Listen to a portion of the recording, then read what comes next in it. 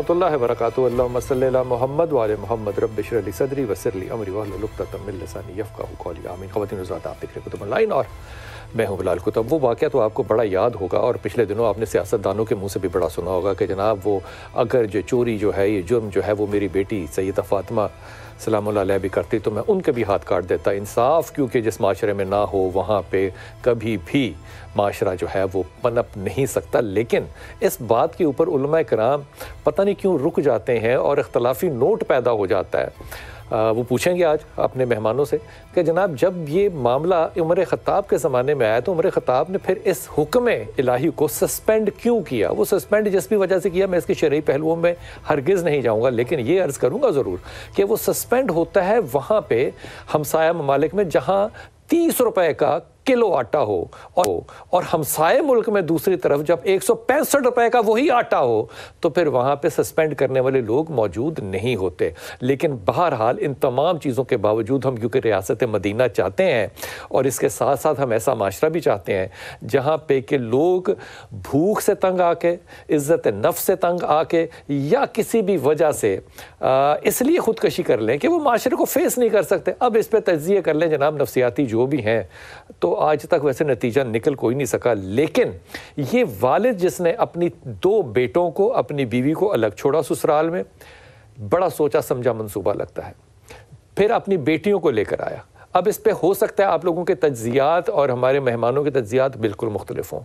مجھے لگتا ہے کہ کہیں سے یہ آدمی کہیں باحیا نہ نکل آئے، کہیں سے کہیں غیرت مند نہ نکل آئے کہ وہ اپنی بیٹیوں کے اس غربت میں، اس معاشرے کی درندگی کے سامنے نہیں رکھنا چاہتا تھا۔ شاید اس کا خیال ہو کہ بیٹے جو ہے وہ کسی طرح ماں سسپینڈ کر لے گی، لیکن بیٹیاں کیسے سروائیو کریں گی یہ اس کی عقل اور دانش میں نہیں آیا۔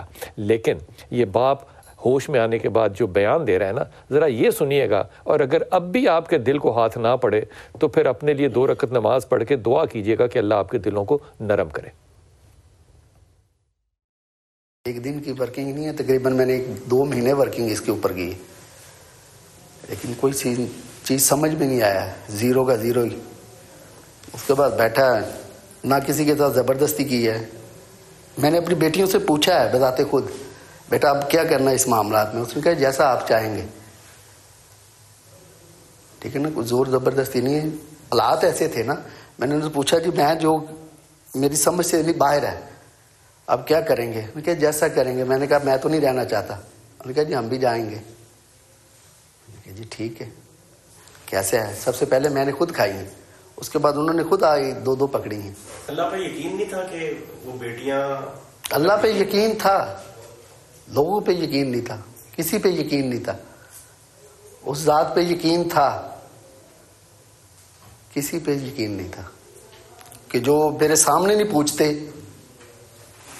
کھانا، بعد میں کیسے پوچھتے ہیں؟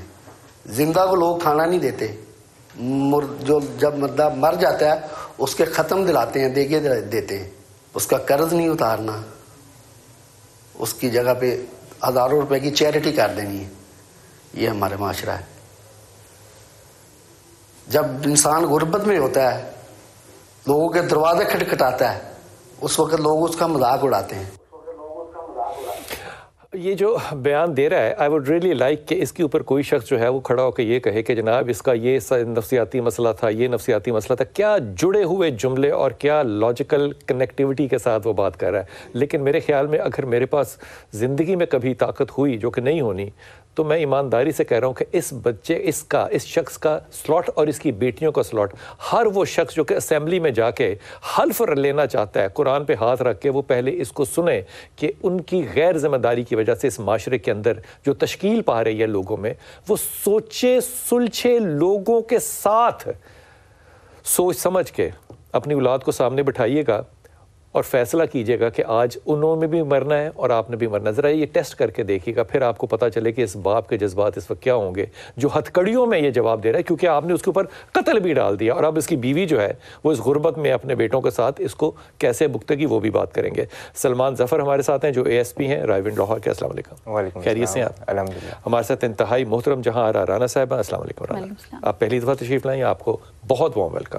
ہمارے ساتھ علامہ طاہر شفیع صاحب ہوں گے اور ہمارے ساتھ عمر یعقوب ہیں جو کہ ہمارے رپورٹر ہیں, اور سارم برنی جو ہیں وہ بھی کراچی سے جوائن کریں گے. عمر یعقوب, آپ پہلے تھوڑا سا اس کا سیک و سباق بتائیے گا. ہم نے سن تو لیا اس معاملے میں جو باپ کی رائے ہے, بچ بھی گیا, پتہ نہیں اس کو میں خوش قسمت کہوں بچ گیا یا بد قسمت کہوں بچ گیا, کیسے زندگی گزارے گا, کرے گا, جو بھی آپ عمر یعقوب اس بارے میں رپورٹ کرنا چاہیں فرمائیے گا. جی بلال صاحب, بڑا ہی افسوسناک واقعہ تھا. ریونڈ میں رپورٹ ہوا, جب یہ رپورٹ ہوا تو تب میں ہاسپٹل بھی گیا اور ان بچیوں کی حالت بھی دیکھی, اس شخص کی حالت بھی دیکھی تھی, تو رونا آ رہا تھا کہ یہ کیسا معاشرہ ہے جس کے اندر ایک شخص نے غربت کی وجہ سے اپنی بیٹیوں کو زہر دے دیا اور خود بھی زہر کھا لیا. لیکن بعد میں جب تھوڑا سا پروب کیا تو پتہ چلا کہ اس شخص نے صرف اپنی بیٹیوں کو زہر دیا ہے, بیٹوں کو اور اپنی بیوی کو سسرال چھوڑ. زیادہ خوفزدہ اس بات پر تھا کہ اس کی بیٹیاں محفوظ نہیں ہیں. شاید اس کا اپنی بیٹیوں سے محبت کا جو ایک لیول تھا وہ بہت زیادہ تھا, وہ ان کے ساتھ بہت زیادہ مطلب قریب تھا اور اسے لگتا تھا کہ وہ محفوظ نہیں ہے. دوسرا, جب میں نے اس بندے کا انٹرویو کیا تو مجھے پتا چلا کہ کچھ 3 سال پہلے یہ نوکری چھوڑ چکا تھا.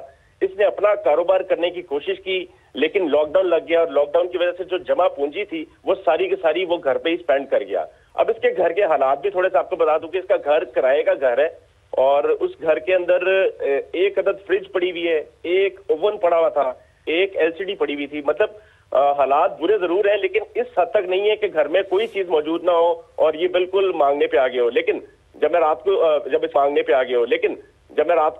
اس کا میں انٹرویو کر رہا تھا تو یہ یہی بتا رہا تھا کہ یہ جب مفلسی کے وقت میں, جب بے روزگاری کے وقت میں اپنے رشتہ داروں کے پاس گیا, اپنے جاننے والوں کے پاس گیا تو کسی نے کام بھی نہیں دیا اور لوگ اسے حقارت کی نظر سے دیکھ رہے تھے جیسے یہ ان پر برڈن بن جائے گا. تو کہتا ہے مجھے سب سے زیادہ دکھ اس بات کا تھا کہ جن لوگوں کے ساتھ اچھے وقت میں یہ اچھا بن کے رہا وہ اس سے منہ پھیر گئے تھے اور اس کو یہی لگ رہا تھا کہ اگر آج اس کو کچھ ہو جاتا ہے تو اس کی بیٹیاں محفوظ نہیں ہیں. اس نے یہ قدم اٹھانے کے لیے 2 مہینے پلاننگ کی ہے. وہ یہ کہہ رہا ہے کہ یہ اچانک نہیں ہوا, وہ کہتا ہے وہ 2 مہینے سے پلاننگ کر رہا تھا کہ کس دن اپنی بیٹیوں کو زہر دوں گا اور بعد میں خود بھی زہریلی گولیاں کھا لوں گا. اور جس دن یہ واقعہ پیش آیا اس دن یہ اپنی بیوی اور بیٹوں کو چھوڑ کے آیا. واپس آ کے اس نے اپنی بیٹیوں سے مشورہ کیا ہے کہ بیٹا تم بتاؤ کہ کیا کریں. ان کم سے چھوٹی بچیوں سے مشورہ کیا ہے جنہیں سمجھ ہی نہیں تھی کہ یہ کیا کرنے جا رہا ہے. تو ان بچیوں سے مشورہ کر کے پہلے خود زہریلی گولیاں کھائی ہیں, بعد میں اپنی بڑی بیٹی کو کھلائی ہیں اور باقی کھلائی. تو بڑی بیٹی وہ سر جھکا کے کہہ رہی تھی بابا جو آپ کو ٹھیک لگ رہا ہے وہ آپ کر لیں. اور جب ہاسپٹل لے کے گئے تو اس سے زیادہ خوفناک مناظر وہ تھے کہ وہ بیٹی جو خود موت کے منہ میں جا رہی ہے وہ وہاں پر چلا رہی تھی کہ میرے بابا کو بچا لیں, میرے بابا کو کچھ ہو نہ جائے, ڈاکٹر صاحب میرے بابا کو بچا لیں. اور وہ جملے ہیں جو کہ ہاسپٹل کے عملے نے مجھے بتائے کہ یہ تو اللہ معاف کرے بڑے عجیب قیامت کے مناظر تھے جس کے اندر بیٹی اپنے باپ کی زندگی کی دعا کر رہی ہے اور خود موت کے منہ میں چلی گئی. تو اس پر پولیس نے مقدمہ درج کر لیا ہے, اس کو ہتھکڑیاں لگ چکی ہوئی ہیں. قتل کا مقدمہ ہے. ڈیفینیٹلی اس نے جو قدم اٹھایا ہے اس نے ایک انسان کی جان لی ہے, چاہے وہ اس کی اپنی بیٹی ہے. تو ریاست نے اپنا یہ والا فرض تو پورا کر لیا, لیکن جو فرض پہلے پورے ہونے تھے بنیادی ضروریات کے وہ اس شخص کا الزام ہے کہ ریاست نے پورے نہیں کیے, اس کے رشتہ داروں نے پورے نہیں کیے, اس کے بہن بھائیوں نے پورے نہیں کیے. عمر بہت شکریہ, عمر بہت شکریہ, آپ کی بات پہنچ گئی, آپ کی بات پہنچ گئی. پہلی بات تو یہ کہ اگر اللہ تعالیٰ کسی کو غریب, پھر یہ بھی دعا مانگنی چاہیے کہ اللہ اس کی غیرت بھی ختم کر دے, کیونکہ پھر غربت کے ساتھ غیرت مند کا رہنا پھر یہ زندہ مثال ہوگی.